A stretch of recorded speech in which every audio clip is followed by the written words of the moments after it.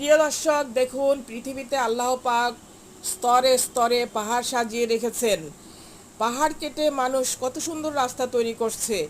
এ সকল জায়গায় যদি আমরা ঘুরতে যেতে পারতাম তাহলে আমাদের মনটা আনন্দে ভরে যেত। প্রিয় দর্শক, আল্লাহ পাক বান্দাকে তার বেহেশতের থেকে এ সকল সৌন্দর্যগুলো নিদর্শন হিসাবে পৃথিবীতে পাঠিয়েছেন। পাহাড়, সমুদ্র, আকাশ, নদ নদী, গাছপালা, এগুলো সব আল্লাহর বেহেশতি নিদর্শন। এক সময়ে আল্লাহ পাক এগুলো আমাদের থেকে সব ছিনিয়ে নিয়ে যাবে কিয়ামতের আগ মুহূর্তে।